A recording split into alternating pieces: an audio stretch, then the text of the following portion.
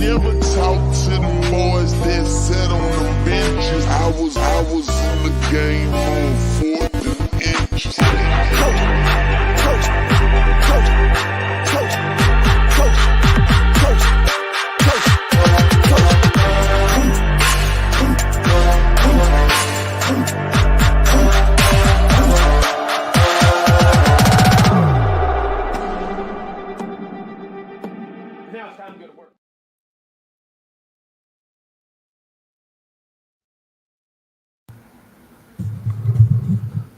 What is going on, Florida State family, Seminole Nation, and the 863 tribe?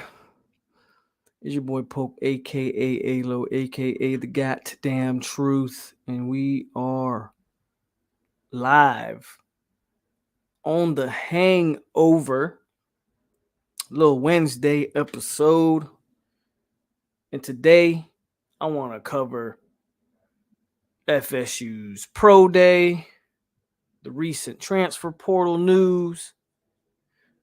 But the main topic of tonight's discussion for me, I got a list of the top 10 most important, I repeat, the top 10 most important, not necessarily the most talented, but the most important players on this roster. If FSU is to have the fall campaign we want them to have, I believe these 10 players have to be major contributors in some way, shape, form, or fashion. So that's going to be the main topic. But before we get into any topic, we're going to wait a little bit. We got 12 people. 12 people hit the like button. It is a Wednesday. It is, I believe, 8 o'clock on the East Coast, 7 o'clock Central Time. So we'll see if we get more people in here quickly or shortly. Go ahead, hit that like button like you always are supposed to do before you come up in here. Share the video as well. Let people know that we are live and in the building. And so like button, share the video. And if you're not subscribed for whatever reason, we only got 14 people. So I think all 14 of y'all are probably subscribed. But for whatever reason, you are tuned in and you are not subscribed, go ahead, hit that subscribe button. And we're going to get started here shortly because this is the Hangover. This isn't a typical live stream. I don't have to necessarily wait for a packed house, so to speak. We're just going to talk about this stuff and get on out of here.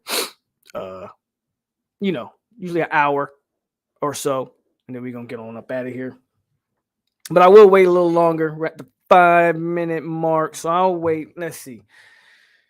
No rest. We're at 6 minutes, so we'll wait 1 minute, and then we'll do a quick roll call because it shouldn't be a long one, and then we'll hit the points.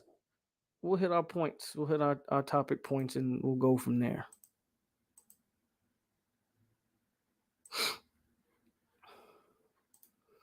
While I click through this stuff real quick and get everything situated.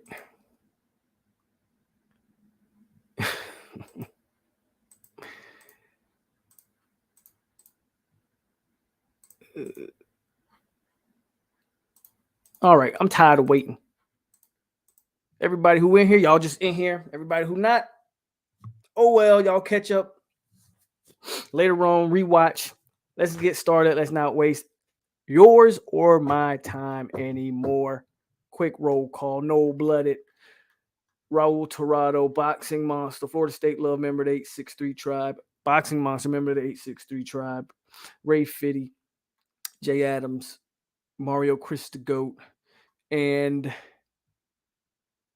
Damian Adams, member of the 863 tribe. Poke, how you feel about that Will Smith slap? Good for Will Smith. That's all I'll say. I don't really necessarily feel one way or another about it, to be honest with you. You got millionaires slapping each other on TV. It's entertaining. I laugh. Don't get me wrong. But Will Smith is I think Will Smith is emotionally damaged, and I'll leave it at that, So good for him if that made him feel good about himself. Anyway, 226 Tim in the building. Let's start it off with the transfer portal. As we all know, some of you guys' favorite player. I mean, this is one of those guys that every time I hop on the internet,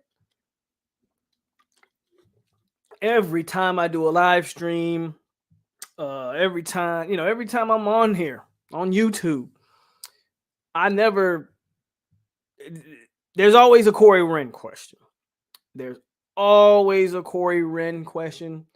I've only been talking about Corey Wren for about a year or so since he's been on campus, and everybody, why can't we get Corey Wren on the field? And he's got all this speed, and I'm not one of those "I told you so" guys, but damn it, I told you so. I told you so. Like, like I've been saying it for about a year or so. Like, when you just watch a guy, you just look at a guy and you go, he's not really a football player. I believe Corey Wren was always a track guy. When I watched him, I just never saw a football player, right? So Corey Wren has hit the transfer portal.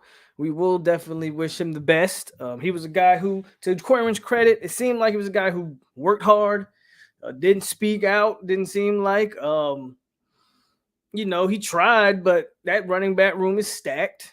I knew the writing was on the wall for Corey Wren when they started praising, I believe his name is CJ Campbell, the walk-on running back there. When they started praising CJ Campbell, I was like, yeah, the writing's on the wall for Corey. He's probably out of here. So Corey Wren has hit the transfer portal.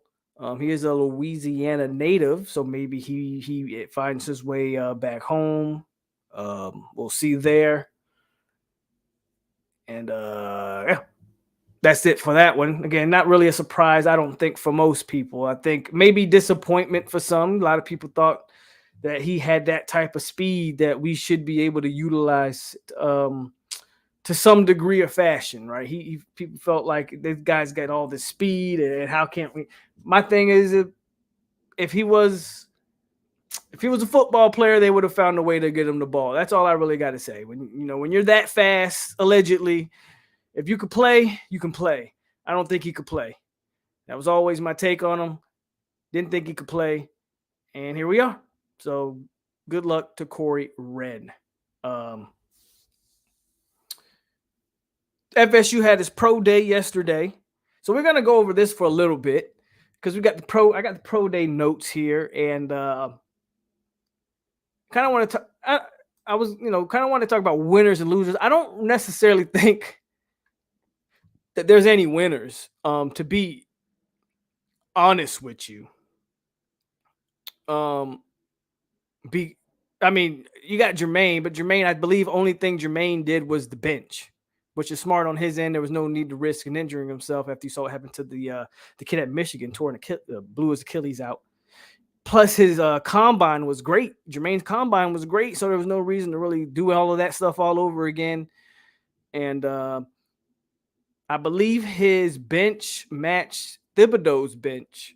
So that would, So his bench, he cranked out 27 reps on the bench, was the only event I believe he did, which would have tied Thibodeau's for the most of an end player for the most among edge players at the combine. So I mean, at the end of the day, man, Jermaine's numbers across the board matches all those elite prospects, all those guys that people are saying are better than him.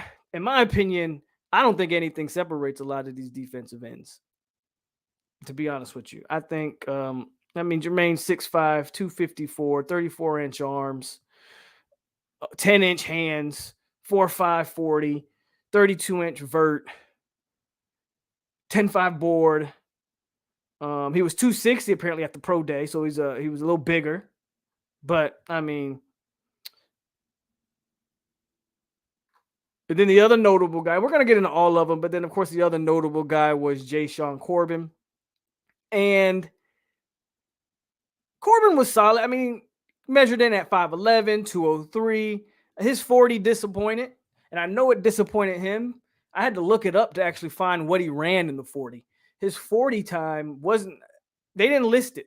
So I had to look it up. He ran a 4.59, so a 4.6 in the 40. But he did have a 34-inch vert. 6.99 3-cone. 11 reps on the bench, a 4.3 shuttle. So yeah, I don't know. Jashaun Corbin wasn't necessarily being looked at as a top running back in the class anyway. Probably a day 3 pick anyway. But yeah, there you go there. I don't know. No big wow factor, I think. In my opinion. No big wow factor. I could kind of argue Corbin kind of lost. If we're just talking about his raw numbers, average, right? But then again, he wasn't not like he was being looked at as a top prospect anyway. So they got to go to the tape and see what you like about Jashaun Corbin if you're thinking about drafting him. I'm gonna be honest with you here. I think a loser is Keir Thomas. I hate to say it. For a defensive end, his numbers just don't quite stack up with the other ends. He only measured in at 6'1", 255. Which you knew Keir wasn't that big anyway, but 6'1", 255, 19 reps, 9 feet on the broad jump, excuse me. He only had a 28-inch vert and a 4.9 40.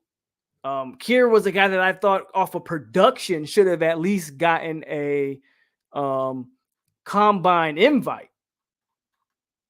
But yeah, that pro day isn't gonna wow any of those NFL scouts for Keir.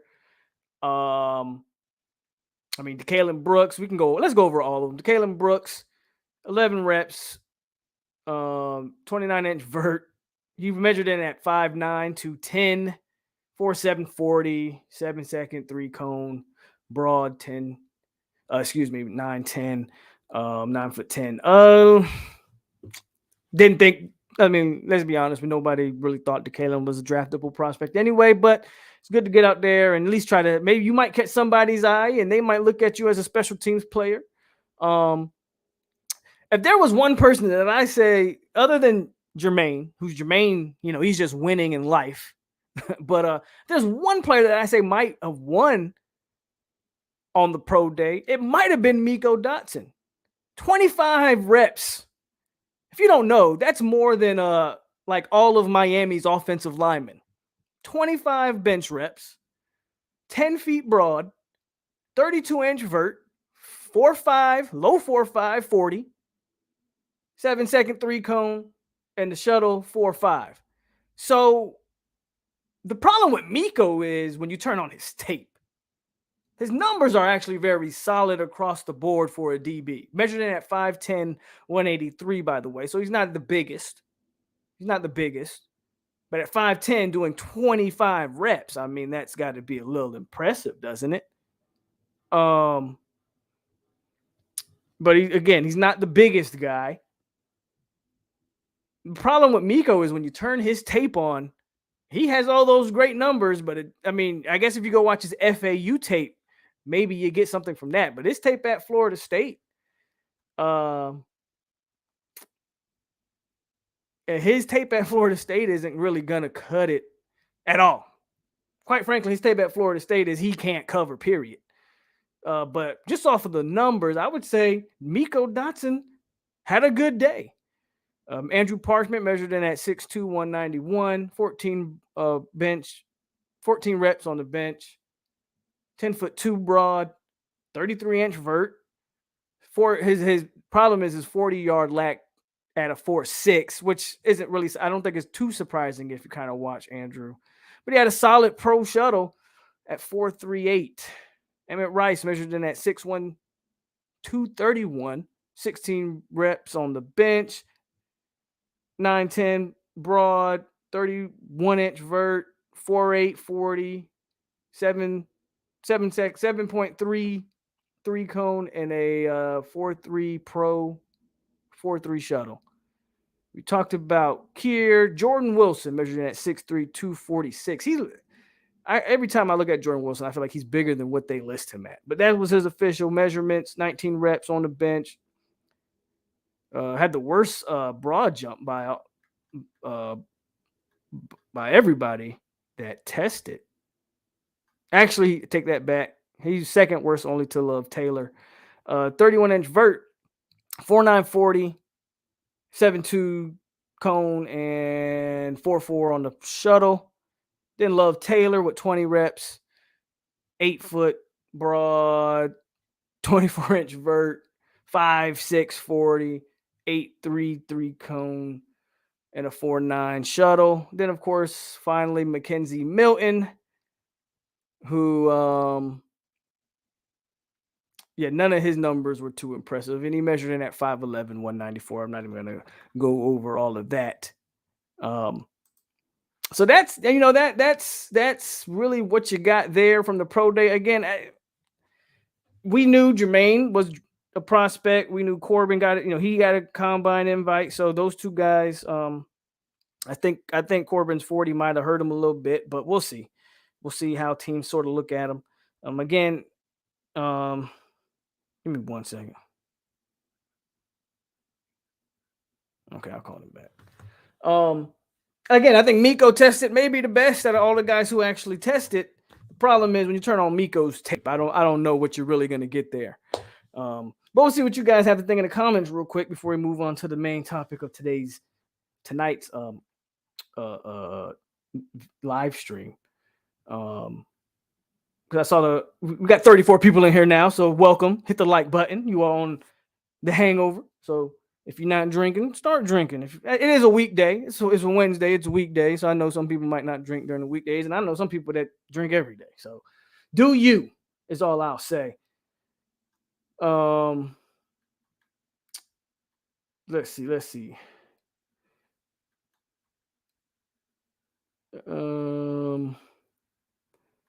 where we. Do you think we'll lose any wide receivers before the fall season? Good question, Panama. So before we get into the main topic, let's address what I think. I don't think the transfer portal's done. I've been saying that all along. I think we'll lose at least. I think we might lose a total of between 2 and 4 more guys before when spring's all said and done. I think probably at least one receiver. We need to cut the fat on that tight end room. So I would say maybe 2 from the offensive side of the ball and potentially 1 or 2 from that defensive side of the ball. The 2 positions on defense I'm looking at with Jarvis Brownlee transferring out. I think we're good at DB. I don't think any DBs are going to leave. I think the Jarvis Brownlee leaving opens up a lot of playing time.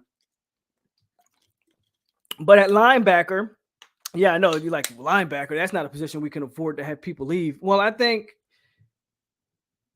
Brandon Gant might end up out of there. I'm not saying I want him gone. I'm not saying anything like that. I have a hard time seeing where he cracks any rotation, man. And maybe he does, and I'm proved wrong here. I have a hard time seeing where Brandon Gant fits on this team. They moved him from safety to backer, but he's lost weight in that process instead of putting on weight. I just don't know where he fits, man. I don't know where he fits. I don't know. Would not shock me if Brandon Gant was by the end of spring realizes that he just doesn't fit, unless he's okay with being like a special teams player, like a gunner or something like that, then he might stick around. My guess is that he probably wants a chance to at least have an NFL team look his way. I don't think he's going to get that if he remains on this roster. Jadarius Green McKnight is another defensive player that I think it's kind of that time where they moved him to linebacker. He was listed at 220-something pounds last year. He's down to like under 210 this year. I don't know if that's a good or bad thing. Anytime you're talking about guys moving to backer and losing weight, I feel like that's a bad thing. I do understand wanting to get quicker and all of that, but it could be kind of make or break for him as well. And then TJ James, man, the defensive end. That defensive end room is is, in my opinion, stacked, and I don't see any way that he breaks the rotation. So there's about 3 guys on that defense that I could see leaving. Offensively, Jordan Young. I would be shocked if Jordan Young's the one wide receiver that if he remains on the roster, I'd be shocked. Jordan Young and one of those tight ends, one of them, I don't know who, but one of those tight ends, I think. If you want to talk about freeing up scholarships, that tight end room has too many of them invested and not getting the return that we're getting. So, yeah, that's my prediction. From about 2 to 4 more, I think, before the spring's all said and done. 2 to 4 more, I think. Loser to pro day, definitely to Kalen Brooks. He has no tape. Thibodeau is the most overrated player in this draft. I think it's the kid out of Michigan that's the most overrated player in the draft. That's just me, though. But I can see a lot of people are down on Thibodeau. What's up? What's up, Jeff? I haven't been on right now. We've only been on 23 minutes. So you're still catching the early portion. Thibodeau's really mid. I hate combine and pro days. If they can play when the lights are on, that's all we need to see. To your Wren point, anybody can look good without pads. Third down back for Corbin. And I kind of expect that from Corbin. He's not explosive. He's a decisive runner. I would agree with you a little bit, Brandon. Even when you watch Corbin's tape, his first step isn't explosive at all. Where Corbin excels at is once he gets into the open field, he has that breakaway speed. Where Corbin's one of those runners that he gets faster as he goes. Right? You can't really you're not going to see too much tape of Corbin getting chased down from behind because he gets faster as he goes. But I agree that like his first step isn't explosive at all. So it would kind of make sense that his 40 time, wasn't that great. Did somebody say we would? I think they're definitely being. It's probably Boxing Monster. See, because he says crazy things like that. Kier undrafted. What up, Nicholas? What up, Anthony? Nah, Kier will be a day 3 guy. Way more tape than Kane. I agree. Way more tape. But see, what you got to understand, Brandon, he has way more tape. But Kane, though, and J-Rod, for that matter, they have NFL measurables. Both of those guys, 6'5", 6'6", 250, long wings. Like those guys have NFL measurables. Kier Thomas, unfortunately, does not. 6'1", 255. I'm not saying a team won't take a chance on him. It's possible. But I would. And teams get more infatuated with guys that look the part. Those guys had NFL measurables. Kane does not. So I don't know. It would not shock me if Kier went undrafted. Despite his college production, it wouldn't shock me. Not hearing anything about Joshua Burrell. That was my pick for starter at wide receiver. Oh, well, he's still coming off an injury. Got to give these kids some time. Zoe, I didn't imagine him being a starter based on what we brought in. Josh Sweat is having himself a career. Late, what was Kier's measurements? 6'1", 255. We need Coach Jerk to explain those mediocre bench numbers. Ain't it funny? They made a whole offseason about us being small and weak. Anyway, this is Florida. Ain't gonna talk about them. They might move Miko to safety in the NFL. What up, Hell Polk? I think Travis J is gonna leave. I do not think Travis J is gonna leave, but that could be it's a possibility. I think your DBs are gonna be pretty set. I think Travis J is gonna be in the 2 deep for sure. So I don't think Travis J is going anywhere. What up? And Polk and NFL scouts will look at him as a decisive runner. He's not the guy who's going to burst out of the backfield, especially on the NFL where DNs and linebackers run the 4.5, 4.7. LOL, man, that tight end room needs to lose at least 2 guys. I'm with you there. Gant losing weight sounds like a guy who's trying to get over an ex-girlfriend because ain't no way anybody can lose weight with the free meal plan. You got Jermaine going top 10. I think Jermaine goes top 15. I think he's arguably a top 10 talent, though. I don't even know if it's arguable. I think he's a top 10 talent. I think there's other guys at programs that won more consistently than us that people are going to, like you play for Michigan. People are going to look at a Michigan kid, oh, he played for Michigan, blah, blah, blah. But I think he's going to go top 15. BB was good with you. Kier Thomas, the next Aaron Donald. I don't know about that. Jay Hutch. And Timmy says the tight end coach needs to be on the hot seat. Yeah, I'm kind of with you there, Timmy. I don't know what we're doing in that tight end room, man. I'm with you guys. Like, too many scholarships spent on tight ends. I agree. I've only been saying that for a long time too. So I'm definitely with y'all there when it comes to these tight ends. And I think that, I think there's transfers remaining. There's transfers remaining for sure. But now that we caught up on the chat, with all that said and done, I got 10 of the most important FSU players in the fall.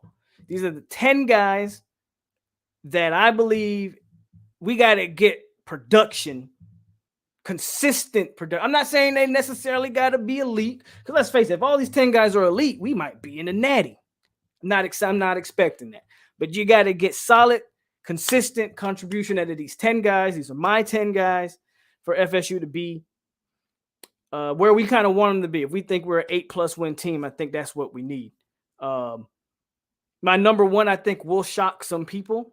By the way, Jordan Travis is not on this list because I didn't. Obviously, Jordan Travis is probably the most important. I'm not probably. Jordan Travis is the most important player in the program right now. And that has a lot to do with the fact that this brother they haven't been able to get any quarterback, get anything behind him in the quarterback room. So Jordan Travis, obviously, we know if he goes down, the season goes south very quickly. So I did not put Jordan Travis on here because he is the de facto number one. I think we all kind of understand and know that at this point, right? So, yeah. So that's where we're going with that. So my number one, I think, will surprise some people.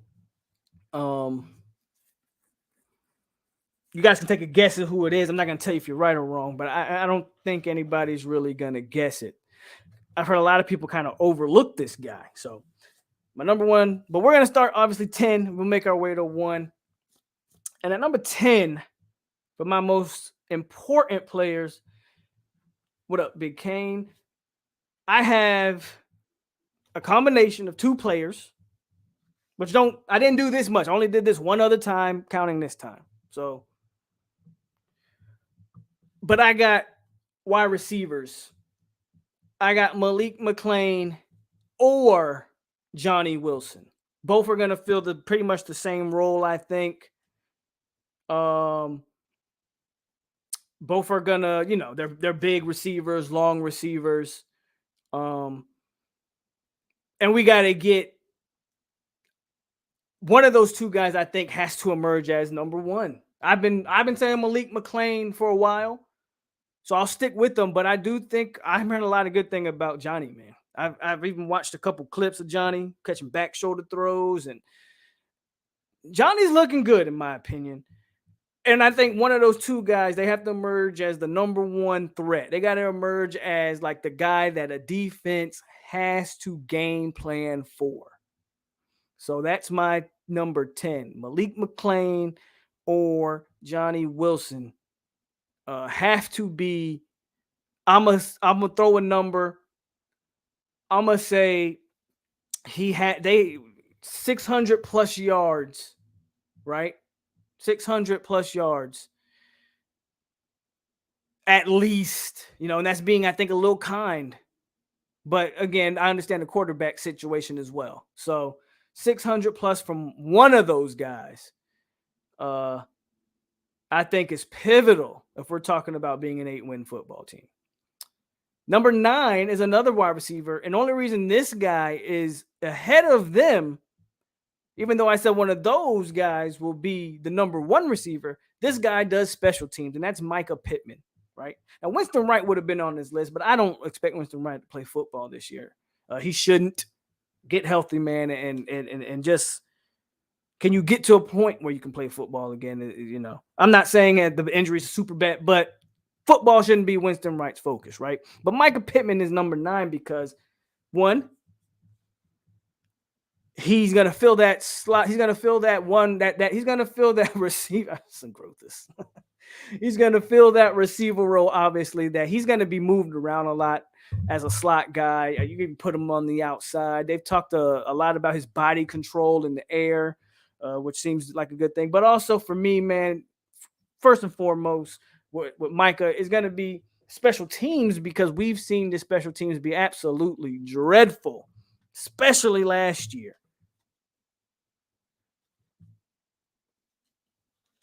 Micah Pittman, because of what he's going to bring on the special team side of it, for me, Micah Pittman is a little bit more important than Malik McClain or Johnny Wilson. Obviously, Micah Pittman as a receiver is going to be looked at heavily as well. But I think, again, he's going to be asked to do a little bit more on kickoff and punts, as well as receiver. He's going to be more of a total yards guy. So with Micah Pittman, can I get 500 yards receiving and I don't know, 500 yards on a kickoff return, punt return? Like, can I get over 1,000 total yards with Micah Pittman? I think that'd be very critical for FSU's success. If Pittman can fulfill those returning duties that we've been so piss poor at the last couple of years, as well as being a consistent receiver as well, I think he's more pivotal than Malik McClain or a Johnny Wilson. So that is 10, Malik McClain, Johnny Wilson. 9, Micah Pittman. 8 might surprise you guys, because I saw somebody already say his name that they think he might have been my number 1, and he's not. And this is the other spot where I did 2 players here. And for me, at number 8, it's Verse or McClendon. Jarrett Verse or Derek McClendon, I think, have to emerge. And my take on Verse is he's good. I just think he might need time to adjust to the D1 game, right? And I still believe McClendon will start off as the starter. The real question is McClendon going to be able to hold off of Verse? Because I do believe Verse is coming. I do believe he's coming, and I do think probably before it's all said and done, he's probably holding down that spot. But I need one of those 2 guys to really emerge and be a factor consistently all year long. It could be a situation where both of them consistently give you those minutes all year long. So that's why I kind of put them together. But Verse or McClendon for me comes in at number 8. Just because obviously you need that pass rush. You need somebody who can put their hand in the dirt and get after the quarterback. And I think FSU will be counting on one of those 2 guys. And the crazy thing about it is through spring so far, both of those guys have been, getting good reviews. Like both of those, a lot of people have seen a lot of good things out of both of those guys. So that is a good sign. Jarrett Verse and Derek McClendon. 7 is Kalen DeLoach. So quick disclaimer, because I saw a couple Tatum Bethunes. Tatum Bethune's actually not on my top 10 list, and it has nothing to do with Tatum Bethune. It's just that I think Tatum Bethune is what he is at this point. He's more of a complete product. He's been in college for a while. He's going to give you, I think he's going to give you the consistent play. I'm kind of penciling in Tatum Bethune of being a consistent player because he's done it in his career. DeLoach is the guy who really started to put it together by the end of last year. He was starting to turn into an all-around backer the last 3-4 games of the season. At number 7, Caden DeLoach is the guy who he has to continue that trend. I think Bethune is going to give you what he's going to give you. But Caden DeLoach has the ability and the opportunity to be more than Tatum Bethune, right? To be an all ACC caliber linebacker. That's what I'm looking for there, right? As of right now, he's not that. But if he continues the trend that he finished the season on, that's where I believe Caden DeLoach can turn into that. And he doesn't quite hit my top 5, but he's right on the edge there because I think Caden DeLoach, if he emerges into all ACC, I think that just tells you what the defense as a whole maybe turning that corner to being really good. Caden DeLoach is very important, but We got some more players who are a little bit more important. And again, I know people are like, I thought Tatum Bethune. Tatum Bethune is huge. Getting him in the portal is huge for me. And pairing him next to Deloach is going to learn a lot from him. But again, I think Tatum is what he is. I don't think I think he's hit his ceiling. And I could be wrong. He could prove me wrong, obviously. All these guys have a chance to prove me wrong in what I'm saying, good and bad.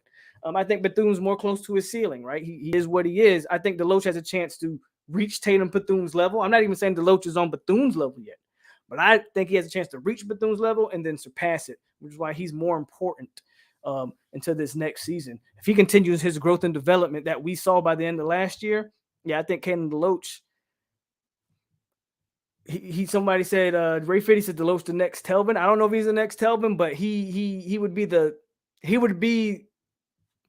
best linebacker we've had since. Am I wrong in saying that? Who's the best linebacker that we've had since Telvin? Deloach has a chance to be that name. He has a chance to be that name. At number 6, I struggled with this one. I was going to put somebody, but I changed it. Fabian Lovett for me is right outside the top 5 at number 6. Fabian Lovett is critical on the inside. I like what Fabian Lovett brings. This might be a surprise for some people that he's this low. But I think Fabian Lovett, there's not really much to say with Fabian Lovett. Like, he is a dope player. He's good. And I think he's just right outside the top 5 because I think there's a few players that bring a little bit more or can bring a little bit more to the table. But Fabian for me is he's right outside the top 5 for me. He's right outside the top 5. But it's close. And the guy I had at 5 over Fabian, and this is critical, but it's Omarion Cooper. Omarion Cooper has a chance to be the next. We talk about the next, right? We talk about the next linebacker. Well, we are known as DBU for a reason. And Omarion Cooper, from what I've seen in game and from what I'm hearing in practice, he has a chance to be the next DB in that long lineage of DBs, right? Omarion Cooper has that chance. And if we can if we can have a corner that we can say that side of the field is good, if we can have a corner that we can say that side of the field is good, what more do you need? What more do you need? Since we're talking about these DBs, I'm gonna just address Brandon B. Jamie is not on my list. That might be a shocker to some people too. I'm gonna tell you why. Jamie Robinson was all ACC last year, and we only won 5 games. We need him. Don't get me wrong. He's critical. He's important. I don't know if he's top 10. He might be 11 or 12 or something like that because it wasn't Jamie that was getting burnt. It was our corners. One that's not here anymore. And until Omarion Cooper got on the field, we couldn't trust number 7 on the other side or Miko Dotson on the other side. Now all of a sudden, Omarion Cooper shores up one side of the field. He continues his progression. You're looking at a kid. I mean, he's big, he's long, he's 6 foot. I said coming out of high school, I said, this guy reminds me of Brian McFadden. That was just before I saw him play a college snap, I was like, he's built like Brian McFadden. I think his game resembles a lot of Brian McFadden, man. And I think he went to the same high school as Brian McFadden. I could be wrong there. Him or Kevin Knowles went to the same high school as Brian McFadden. But the point is, Omarion Cooper is top 5 because if he can shut down one side of the field, if we can take away other teams' number 1 options, when number 1 options last year, they feasted on us until Omarion Cooper came in. If he can do that, that opens up the entire defense, man. So top 5, Omarion Cooper. I'm kind of going through this pretty quick, but that's okay. No need to draw it out. Number 4 for me, I actually put Robert Cooper, Big Coop, at number 4. I think he's more important than Fabian Lovett, and I'm gonna tell you why. I'm not saying he's a better D tackle than Fabian Lovett necessarily. I'm not saying he's a better football player. I actually think Fabian Lovett is better. The reason Robert Cooper is more important is because he has a body type that no one else has on the football. It's like Johnny Wilson. Johnny Wilson brings stuff to the table that no one else has at that wide receiver position. You can't coach. I always say this. You can't coach speed and size. You can't coach 6'7", 230. Well, Coop, you can't coach, 6'2", 230, 240. You can't coach it.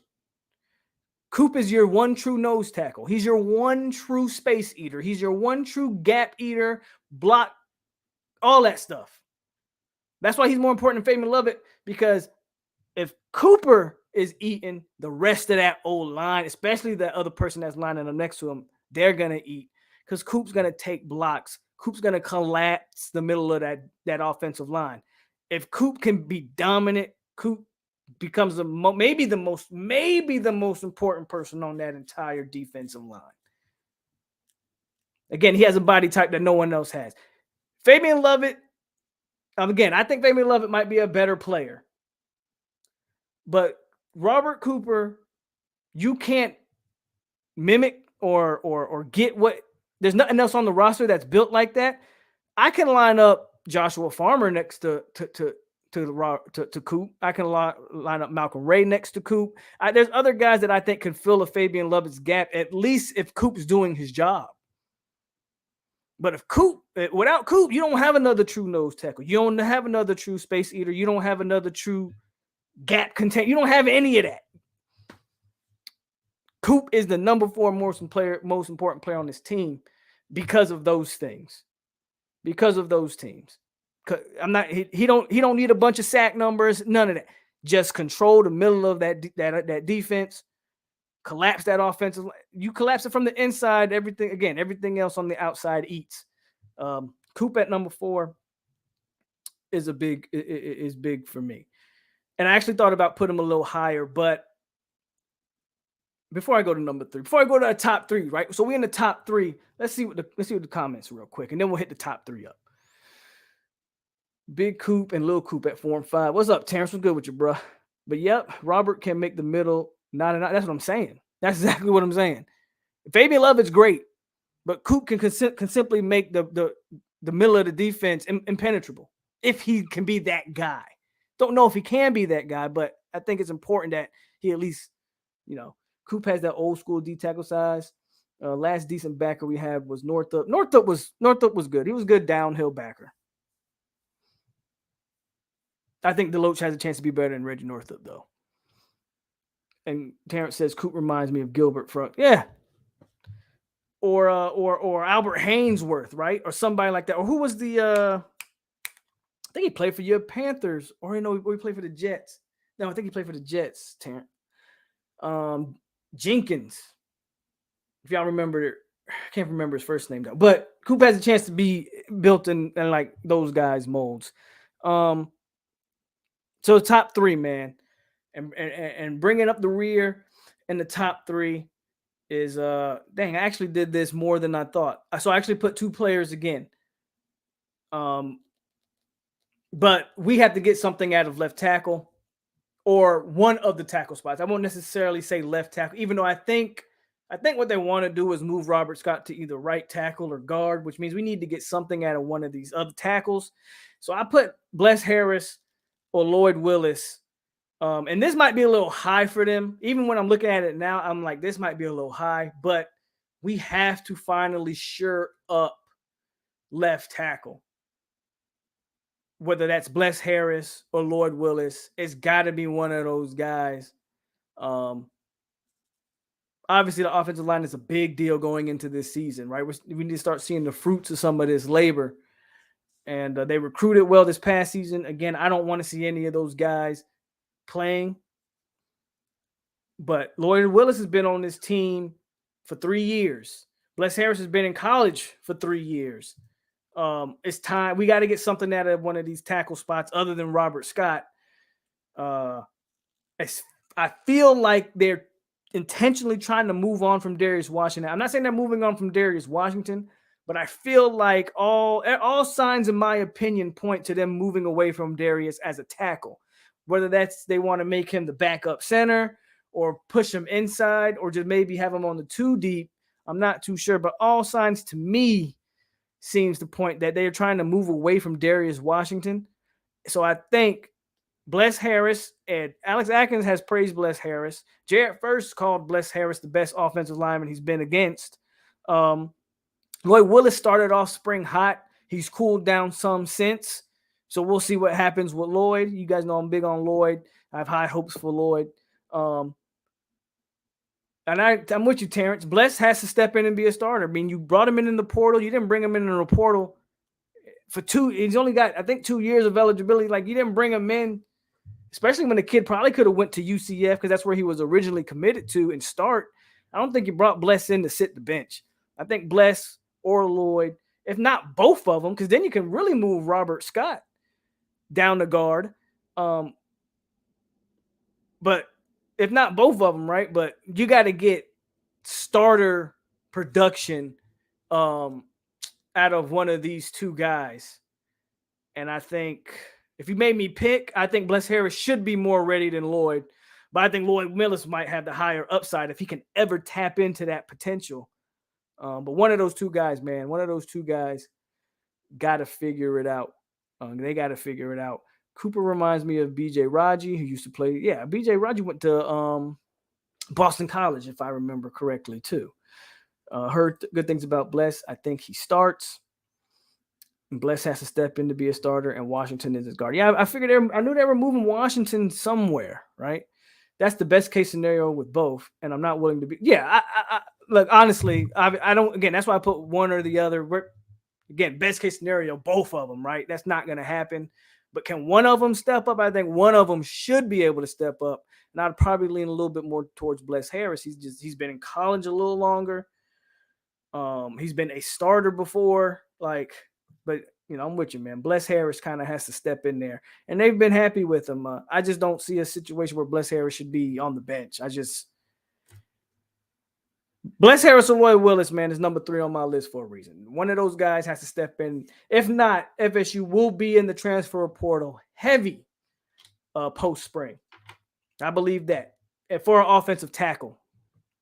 If they can't get a Bless Harris or a Lloyd Willis, and I think those are probably the 2 leading guys. If you can't get one of those guys, then I think you're in the portal right after spring. Try to shore up that tackle spot. Norville Central's in the building. Was good. Irv Gotti, 863 Tribes, and what up, fellas? What up with your Irv? Number 2. Some of you guys thought this guy was my number 1. But number 2 is Caden Lyles for obvious reasons. We've been rolling with, man, we've had really bad center play over the last few years. From, not to pile on anybody, but Bavion, man, Bavion was a better guard than the center. He just wasn't it at center. He just was not it. And then Maurice Smith, it's like Maurice Smith had the mentality that you wanted Bavion to have. He just wasn't as big as Baby. Maurice Smith just didn't have the size and the strength to hold up for a season. In steps your boy Caden Lyles. If Caden Lyles stays healthy, there's no reason why he isn't the second most important player. Just a lot of people think that this entire season is going to depend on how this offense, and to a degree, I think they're right. This offense has been hit or miss. You've seen some good things from it, and then you've seen some not so good things. If this offensive line can consistently play at a B level, let's not even go super stupid high, right? POLK, speaking of Baby, that's a good question. I don't know why Bavion didn't compete in the pro day. Maybe he just didn't see himself. Great question. Not too sure about that. That's a great question, Ray. But Caden Lyles needs to be what Dylan Gibbons was for us last year.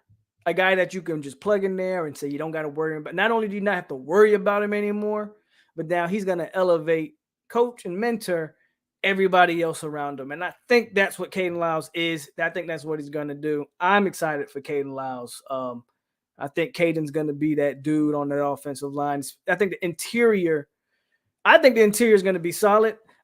Obviously, we're going to question what happens on the tackle spot on that offensive line and see if they find a resolution there. But Caden Lyles to me is my number 2 guy. And you don't even have to spend a lot of time on Caden Lyles to know why he's the number 2 guy. Like, I think most people expected Caden Lyles to be like in the top 5 for sure. He's the quarterback of that O-line. And when's the last time we had a quality center? You know, since we've been asking those questions in this live stream tonight, when's the last time we had a good linebacker? Some people say Telvin. Some people say Reggie Northup. Again, I think Kalen DeLoach has that chance, right? Was the last time we had, you know, this and that guy? When's the last time we had all these things? Well, when's the last time we had a good center? Brian Stork would probably be the answer. Or they moved Cam Irving from tackle to center. Cam Irving's probably the answer there, actually. This is the last time FSU had a good center.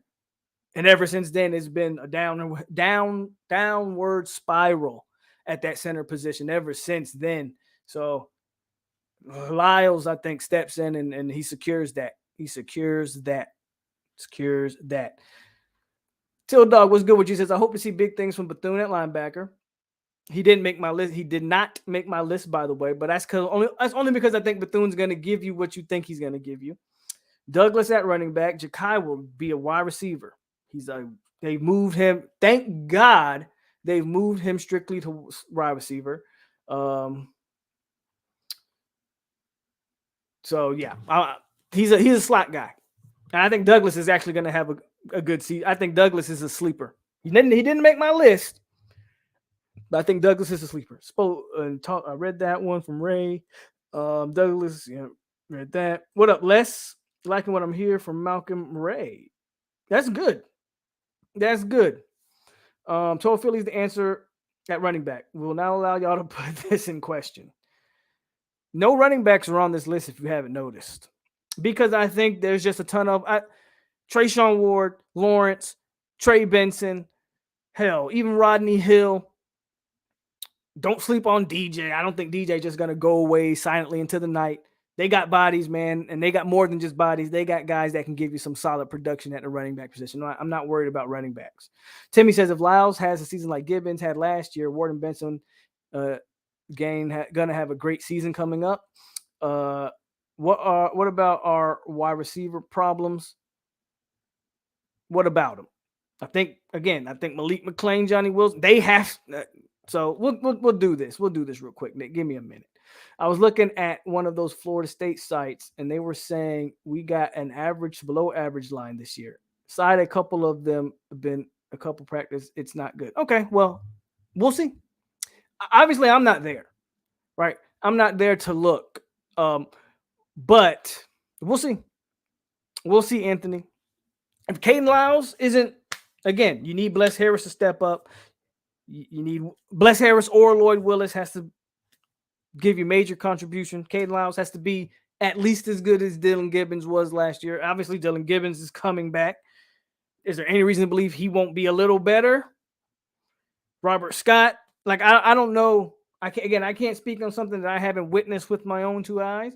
But they've been giving the excuse for this offensive line for years now.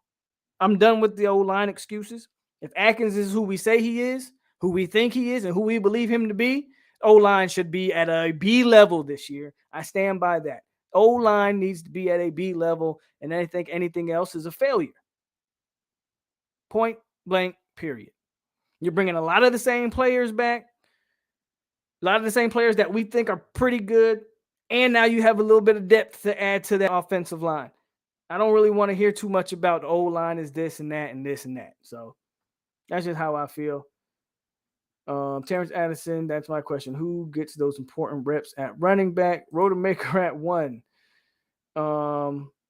Those Florida State sites are underestimating this O-line. We'll see. I mean, everybody, we all got our own opinion. You guys can believe what you want to believe. Those same Florida State sites have also told you that Tate Rodemaker should be competing for the starting job.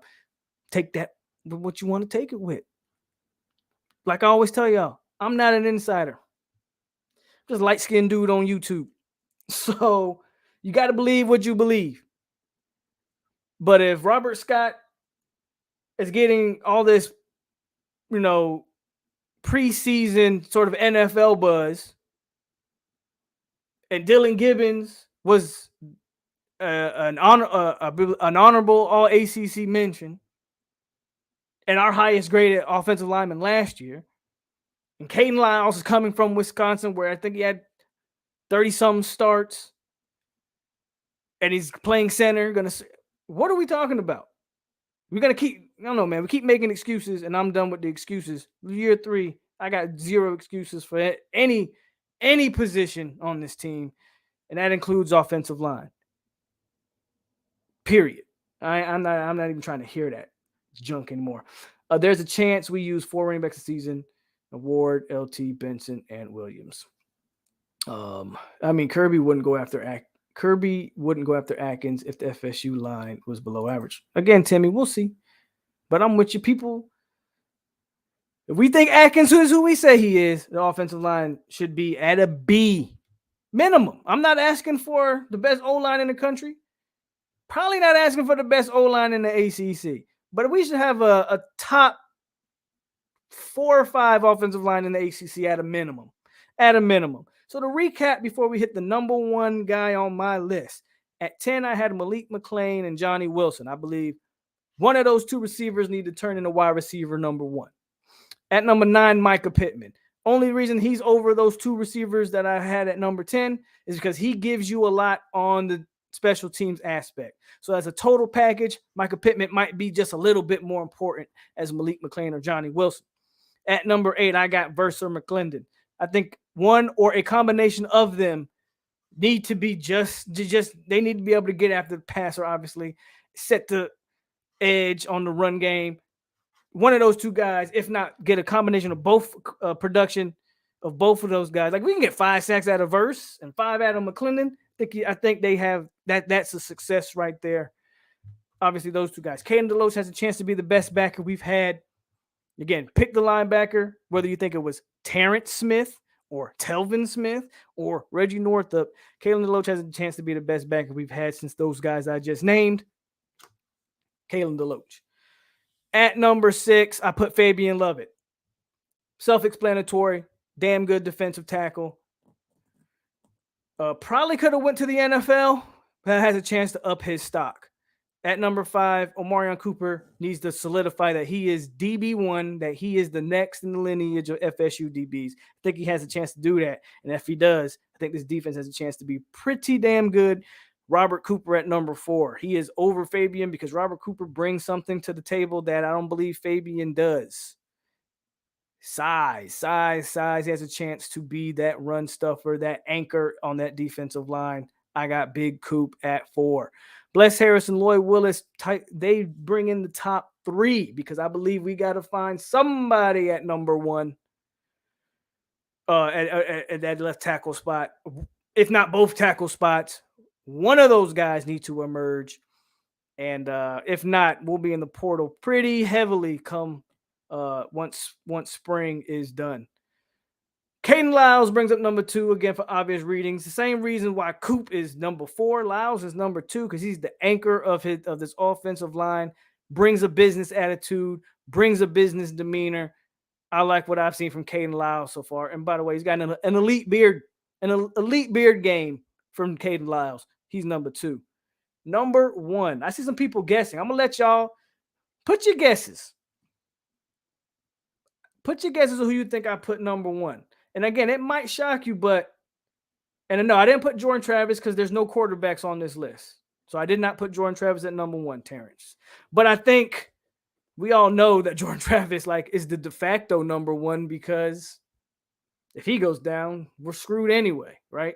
But no, Jordan Travis is not on this list at all. Not because he doesn't deserve to be, because I want to do everything besides the quarterback position. But please put your guesses. I'll give y'all a minute to Somebody said Sam McCall. Duke, number 1. I already got Duke on the list. Cam McDonald, Steven Dix, AZ, Dennis Briggs, Pat Payton, Rodemaker.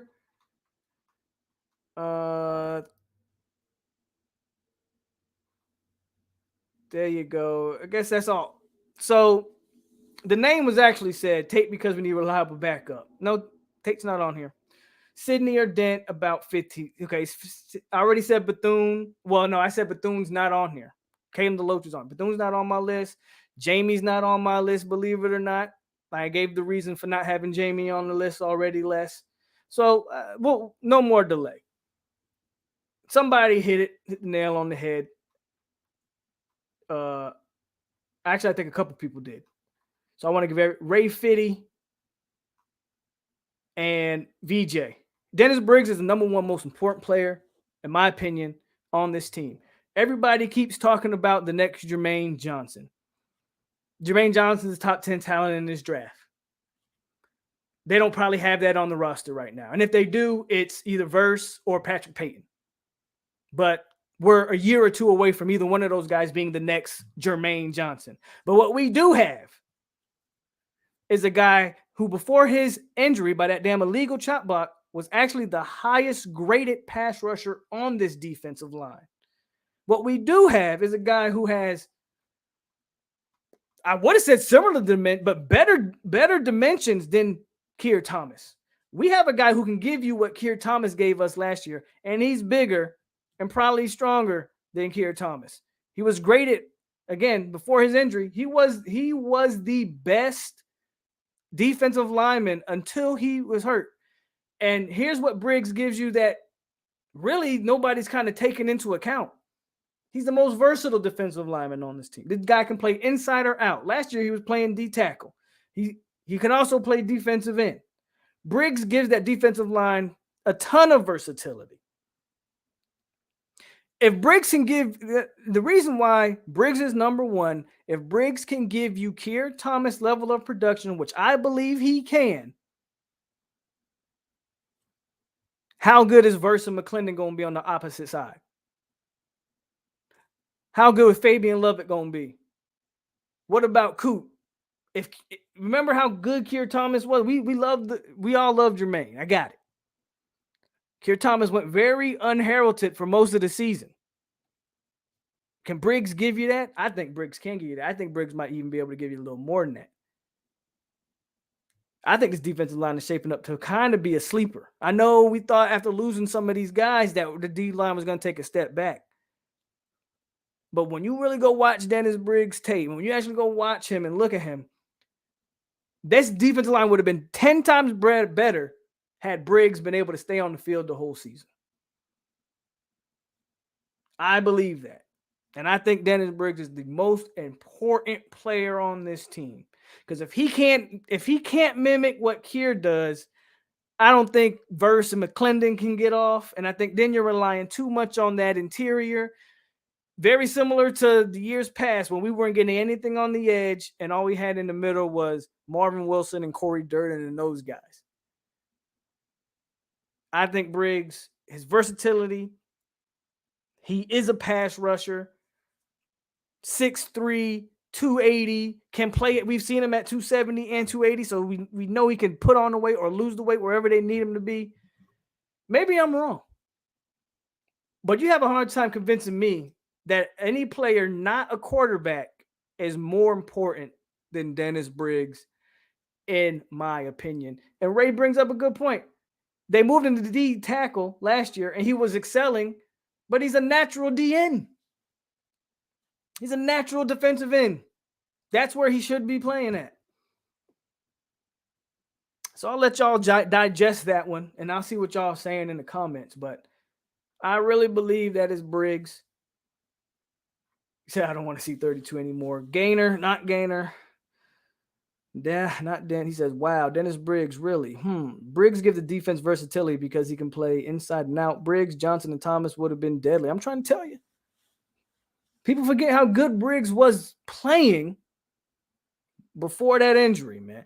If you want to remember how good Dennis Briggs is, go back and watch North Carolina 2 years ago when he came off a COVID protocol. Remember, he originally was opting out because of COVID, came back and wreaked havoc his first game back against the North Carolina Tar Heels. It was the first time we had any semblance of some type of pass rush that entire season. Don't believe me? Go watch Dennis Briggs against North Carolina if you want to remember how good. Dennis Briggs, I'm telling you, if he puts it all together, he's Dennis Briggs will turn into the most important player on this team. You should make a top 10 need to transfer out players, and Leonard Warner needs to be one. Plus D in his Briggs' natural spot. Yep. Talked about that. What up, Brandy Franklin? Mike, he's good. Briggs is 6'5". They got him listed at, I think, 6'3" or 6'4" on the actual official website. Either way, he's a big boy.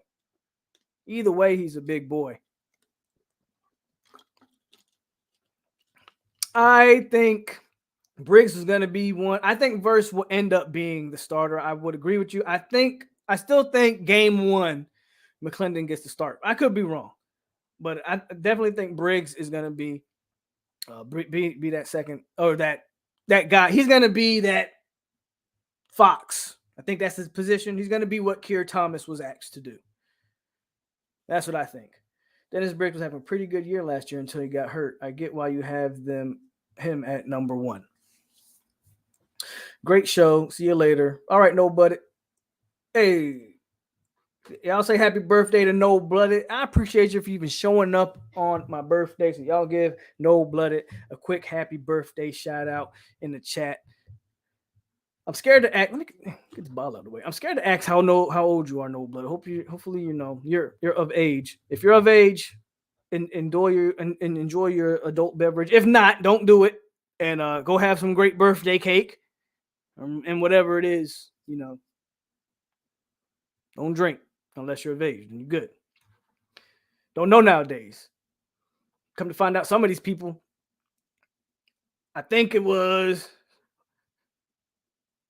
Man, who was it? Somebody on here that we found out recently was like 15 years old. So you got to be careful when I tell you. That's why I say that, because I got to be careful. But happy birthday to No Blooded, man. Miami just went live on Spaces. Damn, Pope, you have more people here. Enjoy your birthday. Happy B-Day. Mine was just all right. Loden just had his birthday. Happy birthday to Loden. Everybody, I'm an April baby, so y'all know my birthday coming up in April. Matter of fact, my birthday is 2 days after spring game. So, but shout out to them Aries.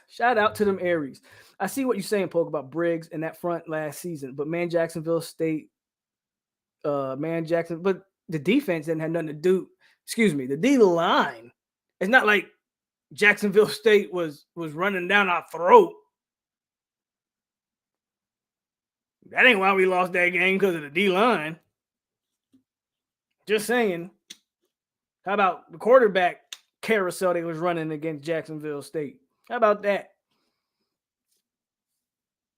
And other things. Drop passes from wide receivers that probably put that game away against Jack. Like, there's a ton of things. I wouldn't put the D-line on that one, but I hear you.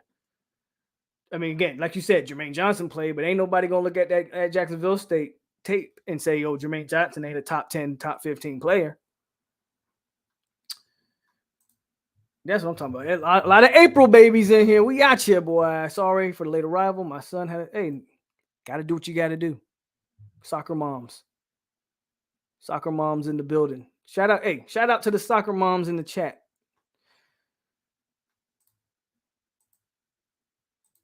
Another April 18th. Also, Panama and Ray got the same birthday. Shout out to y'all. How do you feel about Rick's number one player? Don't care. Y'all know how I am about these number one players from 2 years. Look, number one player in the country, great. I'm sure he's all that. He's all that in the bag of chips. I'm 100% sure. Don't care. He's 2 years out. Let's focus on 23. Let's get these 2023 kids on campus, locked up, committed. I'm not even thinking about 24. I'm not even going to lie to you guys. I'm not thinking about the class of 24. Cool. He's crystal balled, but I honestly don't care. Terrence, where's Box Monsters meal preps? Just went and watched 3 minutes of Briggs film 29. He had 3 forced fumble and actually looked good.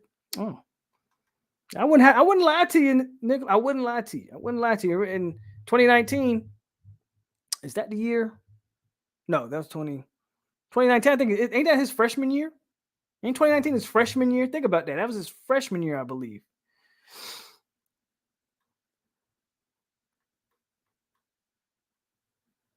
8 wins.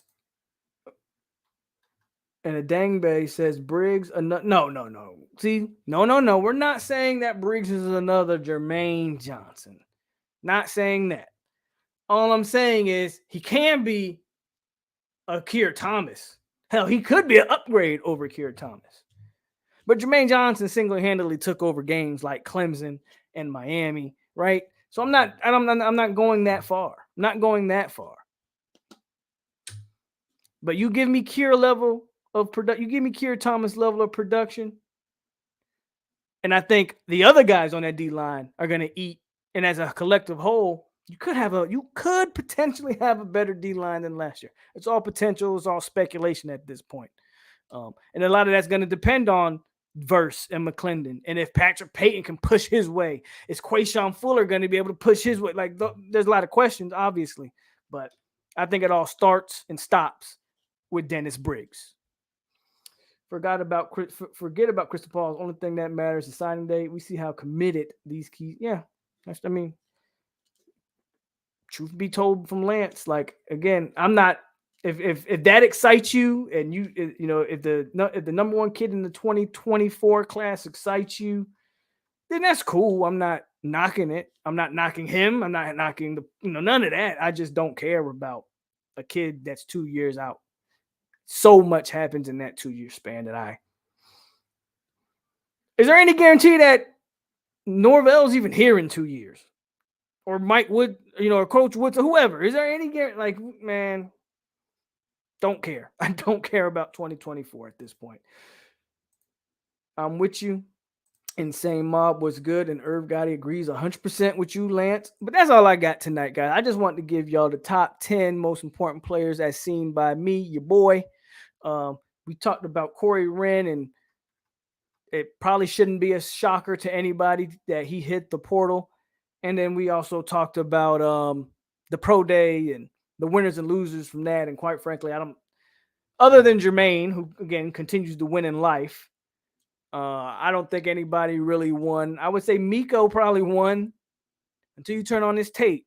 But as of just pure testing, I think Miko had a good day at the pro day, just from a test standpoint. The problem is I don't know if anybody looks at Miko and they turn that tape on, they're going to be like, oh, this boy can't even cover his mouth. So we'll see. We'll see there. Everybody else, I think, maybe had a little bit mediocre pro days there. Corey Hall says, I don't know these young men names, but what are we running? An odd, even front? And who are the edge rushers and 3 ticks? If you don't know their names, they're the same guys that played last year. But we're running an even front. We've been running one. And, yeah. Players don't matter anymore. It's all about the crunk music at practice. Bring Slick Willie back. Boxmont, you get on my damn nerves. Didn't someone mention you doing a top 10? Someone did actually mention that. I think that's a good idea. The funny thing about it is I don't really have 10 players the thing is I don't think I have 10 players that need to transfer. I could do a top 5 or 6 of guys that I think might transfer, but I don't necessarily know about guys that need to. I don't like to say a kid needs. By saying someone needs to is like I want them off the team. And I can't think of anybody that necessarily want off the team. There's just kids that I think we're going to get beat out. I kind of named 4 already because we did talk about Jordan Young, TJ Davis, Brandon Gant, Jadarius Green McKnight. Those are 4 guys that I wouldn't say they need to transfer, but I would say just those 4 guys might be in the shoot for don't be surprised if one of those 4 names, comes up here in the next week or 2 or 3 or whatever. Leonard Warner's there, but obviously I don't think Leonard Warner's not going nowhere. He would have transferred already. As a matter of fact, if I remember correctly, Leonard Warner was putting his name in the portal and they talked him out of it. So they see Leonard Warner as a depth piece or whatever. So I think at this point, there's no point for Leonard Warner to even transfer, guys. He's got with this last year and then he's gone anyway. So I wouldn't worry too much about Leonard Warner. And outside of that, I can't really think of anybody that and you know, of course, somebody in that tight end room, man. We got to get one or two guys out of that tight end room. So, Kusami Hayes, you late. What up with you?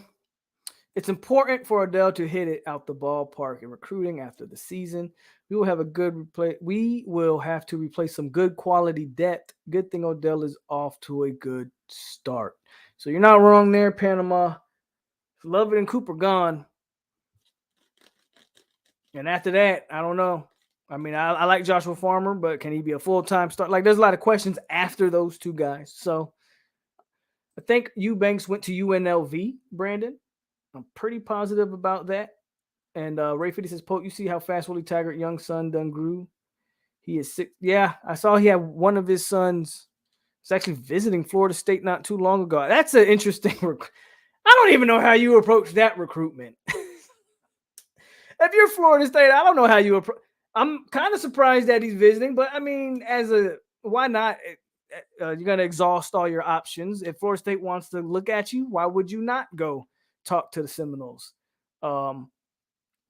Even though, again, that's got to be an awkward recruiting visit for Taggart and assuming Taggart's even on that visit. But even for mom, that's just got to be awkward, right? It's got to be a little awkward. Yeah, that one's got to be awkward. Good luck in Florida State with that one. 6'5", 215, though, man. I'll take that all day. I don't know how good he is. I haven't watched him. But I'll take it. I just think that's probably a long shot. That's probably a long shot there. Yep, UNLV, and Kobe. Yeah, Kobe probably one of them out of there that got to go. But that's all I got tonight, guys, man. Thanks everybody who tuned in. Hit that like button on the way out if you didn't hit it on the way in. And of course, Saturday, I will plan on being live again Saturday. So be on the lookout for our Saturday nights, as always. And I thank everybody who showed up on this Wednesday night. Brandon says, imagine his son comes and everyone man, I don't think that would happen, but just the awkwardness of it all. Like, I'm being recruited by the guy that took my dad's job. It's just wild. It's just a little wild, but man, thanks everybody, man. As always, it's your boy Polk over here on 863 Seminole TV. Stay classy, Seminoles. I think spring practice is going along pretty well. And I'm still debating, but I'm probably going to live stream the spring game. When I say live stream, just to clarify, no, I will not be showing it, but I will be following it and, of course, live streaming there. So definitely look forward to that if you guys want to tune in while we watch the live stream live. Might see if Terrence got time. He can hop on here with me. So stay on the lookout for that. But as always, stay classy, Seminoles. And we got you, y'all. Go Noles. You guys have a good rest of your Wednesday night.